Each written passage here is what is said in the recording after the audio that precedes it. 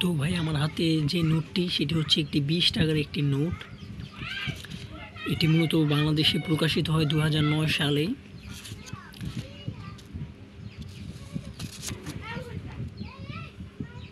এটির সামনে রয়েছে দুদিকে সিরিয়াল নাম্বার, ডান দিকে রয়েছে একটি ৬০ গম্বুজ মসজিদের লোগো এবং এই নোটটির চারদিকে রয়েছে 20 টাকার 4টি লোগো এবং উপরে বাংলাদেশ ব্যাংক। আর তখন মূলত গভর্নর ছিলেন আতিউর রহমান। নোটটি প্রকাশিত হয়েছে 2009 সালে। তো এখানে আপনি এটার মধ্যে লক্ষ্য করেন, এই গলিটার মধ্যে, তো এখানে মূলত একটি বাঘের ছবি দেওয়া আছে। তো নোটটির পিছনেও সেম একটাই আছে, তো দুদিকেই বাঘের ছবি দেওয়া।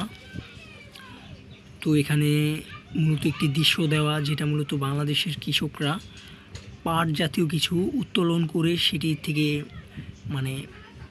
পাট জাতীয় কিছু তারা উত্তোলন করেছে, সেটি নিয়ে কাজ করছে। তো এইসব দৃশ্যগুলো খুব রেয়ার ভাইয়া, সব টাকার মধ্যে এগুলো দেখা যায় না। আর যেহেতু এটা 2009 সালের একটি টাকা, তাই এটার মধ্যে রয়েছে, এগুলো এখন খুব কমই দেখা যায়।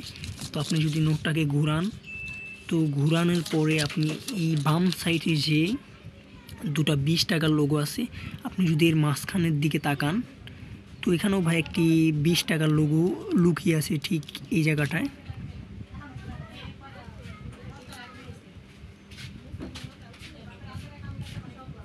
তো ভাইয়া এখানে যে মাঝখানে যে 20 টাকার যে মাঝখানে যে একটা ফুলের লোগো, তো এটাও কিন্তু ভাইয়া সচরাচর সব টাকায় দেখা যায় না।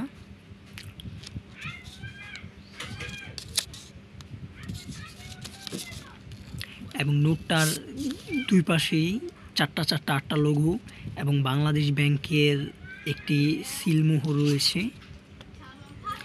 এবং মাঝখান দিয়ে একটি পলিথিন টাইপের অ্যানিমেশন টাইপের ঢুকেছে, যেটা আলোতে জলজল করে, যা দ্বারা নোটটি আসল কিংবা নকল সেটি বোঝা যায়।